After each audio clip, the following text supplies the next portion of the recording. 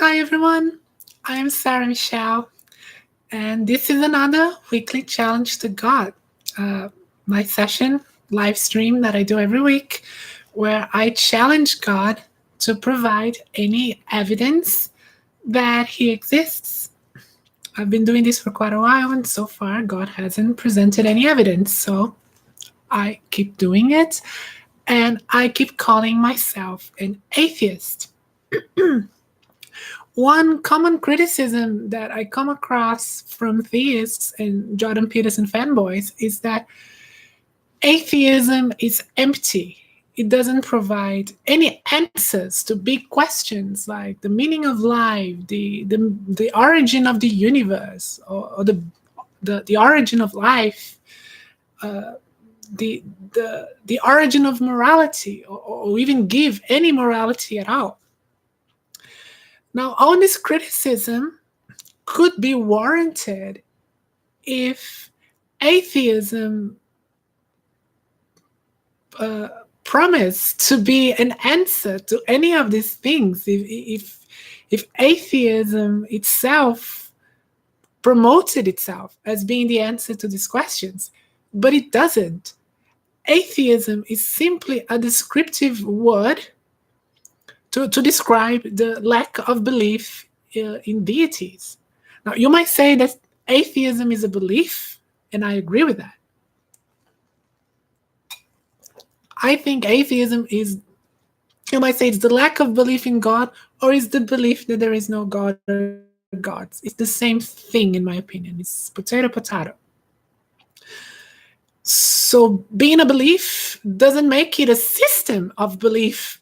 And that is where people seem to be rather confused or just dishonest.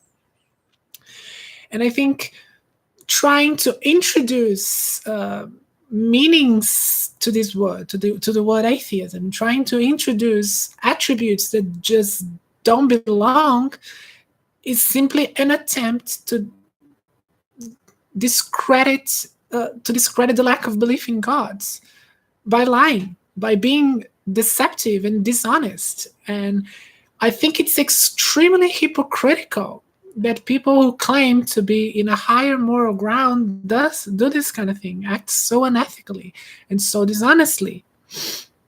And I think that is just a very dirty tactic used by believers, by theists, to try to convince someone who is an atheist, or who is questioning their belief in God, to stop questioning, or to discredit those who don't believe. And it doesn't cut it.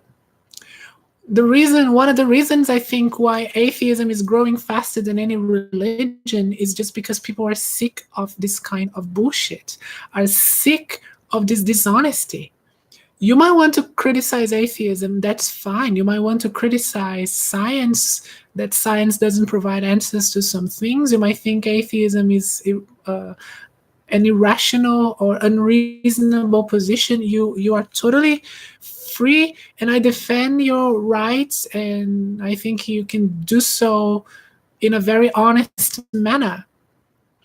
But being dishonest and lying about what atheism is in order to discredit won't cut it. People won't buy it. And that's why people are sick of religion, because the only tactics that seem to be left are bullying and lying. For people who claim to be, in a higher moral ground, to have the answers for everything, that makes religions look pretty bad. And that's why more and more people are just abandoning them. Because if they are the truth that they claim to be, they won't need to lie. Anyway, that was what I had to say about that. And as the challenge goes, God hasn't provided any evidence. Still here, still challenging him, still demanding him to provide evidence that he exists. By the way, that's another thing about evidence. If God is omniscient, he knows what kind of evidence I want. He would know that. And if he's omnipotent, he's capable of providing it. So why doesn't he? Why doesn't he provide the evidence that I need to believe in him? He doesn't care, or he doesn't exist? I think he doesn't exist. Makes more sense. That's why I'm an atheist. I've been Sarah Michel. Thank you for watching. See you next time.